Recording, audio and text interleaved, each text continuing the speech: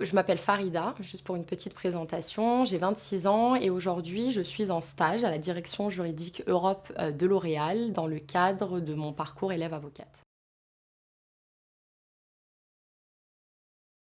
Aujourd'hui, je travaille dans le secteur du droit. Je me destine à la profession d'avocate l'année prochaine, du coup en 2022, d'où le stage aujourd'hui au sein du groupe L'Oréal.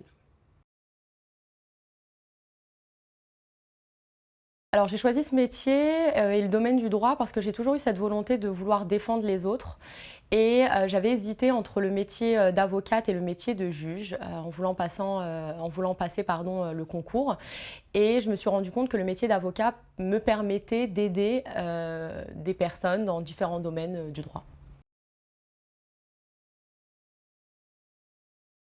Ce qui me motive le plus dans mon travail aujourd'hui, c'est de savoir que je peux aider et que je peux aiguiller des personnes dans différents domaines. J'entends par là que je suis spécialisée en droit des affaires, jusque-là dans ma scolarité, mais par exemple, si des personnes autour de moi ont des problèmes en droit des étrangers, droit d'asile, etc., dû à mon cursus, j'ai la possibilité de pouvoir répondre, en tout cas à mon échelle, à certaines questions. Et ça m'enchante particulièrement. Arrivée au travail après 45 minutes de transport, mais ce qui est tout à fait logique étant donné que j'habite en région parisienne. Et c'est commencer tranquillement la matinée avec un petit déjeuner parce qu'on a la chance d'avoir à disposition des croissants, etc. au sein du groupe L'Oréal. Et après, c'est se faire une petite to-do list. Donc, je liste toutes les tâches que j'ai à faire durant la journée par ordre d'importance.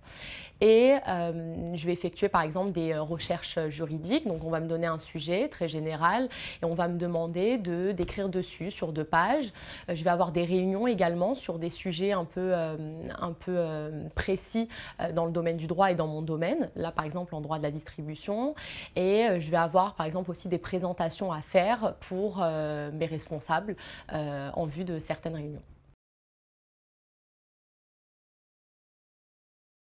Les qualités qui pour moi sont nécessaires dans le métier d'avocate, du coup, c'est alors une certaine rigueur, ça c'est indéniable étant donné la matière, une certaine rigueur, une certaine organisation d'un point de vue là pour le coup vraiment travail, mais aussi une certaine empathie, ouverture d'esprit et ça va dans le sens de l'empathie, mais essayer de se mettre toujours à la place de l'autre, d'où cette volonté de vouloir toujours aider, d'être là pour les autres. C'est de comprendre pourquoi cette personne aujourd'hui se retrouve face à moi et pourquoi, et prendre conscience aussi que, je ne vais pas dire l'avenir de cette personne est entre mes mains, mais que cette personne va avoir un problème et que je dois essayer à mon échelle de trouver une solution. Donc je pense que toutes ces qualités-là sont nécessaires.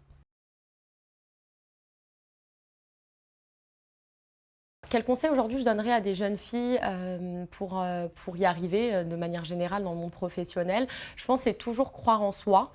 J'ai un parcours classique, mais j'ai eu quand même la chance, j'appelle ça de la chance.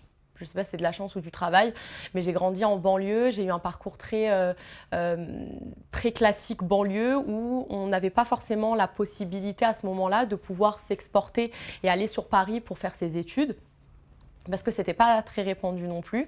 Et j'ai eu l'occasion de rentrer à Sciences Po, donc de rentrer dans une très bonne école et d'avoir pris conscience que j'avais les capacités de rentrer dans une bonne école m'a permis d'avoir confiance en moi. Et c'est ce que je pourrais donner comme conseil, c'est de se dire que rien n'est acquis, que notre situation personnelle et où on a vécu et notre enfance ne définit pas du tout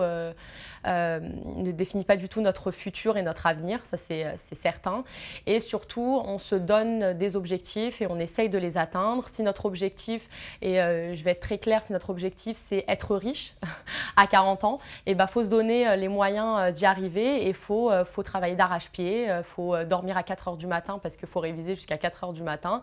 Et voilà, toujours croire en soi, avoir confiance en soi et aller de l'avant et pousser les portes.